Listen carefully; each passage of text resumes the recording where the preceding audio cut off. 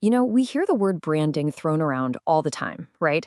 It's in every marketing meeting, on every design blog, and every business plan.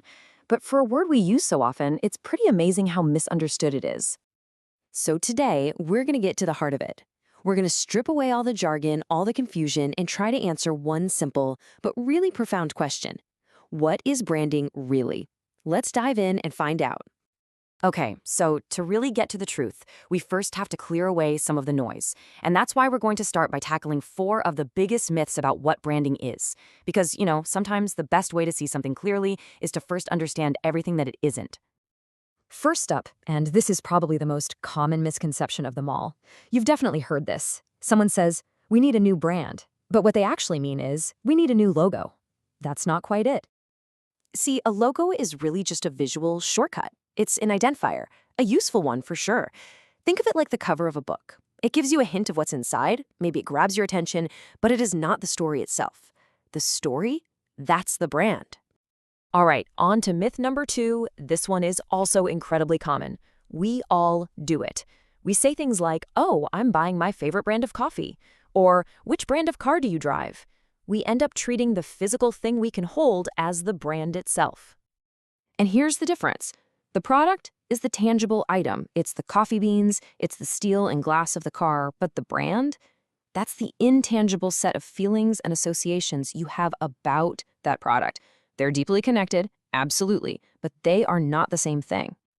Now, this third myth gets a little bit closer to the truth, but it still just misses the mark. A lot of people define a brand as the promise a company makes to its customers. A promise of quality, a promise of great service, a promise of a certain experience. And this is a really subtle but crucial distinction. A strong brand, yeah, it definitely feels like a promise. We learn to trust it to deliver consistently.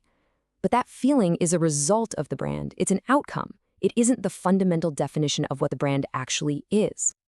And finally, our fourth myth. This is the idea that a brand is just the sum total of all the impressions a company makes. Every TV ad, every billboard, every banner ad you see online. Think of advertising as a tool you use to communicate, to help shape people's perceptions of your brand. It's like a loudspeaker, but you can shout into that loudspeaker all day long, and it doesn't actually change the core of who you are. The advertising isn't the brand, it's just one of the ways you talk about it. Okay, so if a brand is not a logo, not a product, not a promise, and not advertising, then what on earth is it? Well, after all that debunking, the answer is actually much more human and intuitive than you might think. Because the truth is, a brand isn't something a company creates in a lab. It's not something you can totally own or control. It's something that exists entirely in the mind of your customer. This is it. This is the real definition. A brand is a customer's gut feeling about a product, a service, or a company. It's not logical, it's intuition. It's that immediate, visceral, emotional reaction you have the second you hear a name or see a logo. It's your gut. And here's a kind of a mind-bending idea that comes from that. A company doesn't create one brand, it creates millions of them.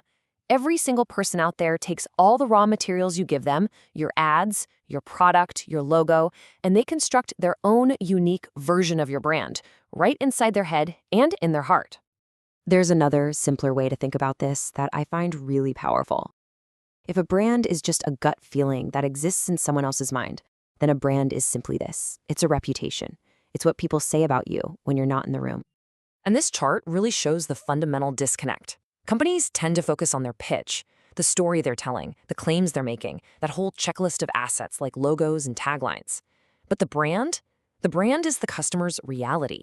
It's the gut feeling they actually get, the reputation you earn over time, the idea that they create in their own mind. One is what you say, the other is what they truly believe. So if a brand is a reputation, that brings up a really big question. Who's responsible for building it? Is it the marketing department, the CEO? The truth is, it's everyone. That gut feeling, that reputation, it's shaped by nearly every single touchpoint a customer has with a company. Just think about all the signals that get sent. Of course, you've got the obvious stuff. The design of your products, the clarity of your messaging, the look and feel of your website. But it goes so much deeper than that. It's your company culture. It's how your employees behave. Every single interaction is either a deposit into or withdrawal from that bank of reputation. And that really brings us to the final and most important takeaway here. Understanding that a brand isn't something you make, but something you earn? Well, that changes everything. It's not a logo you just design, it's a reputation you have to build, one action at a time. So the only question left is, what are you going to do to build yours?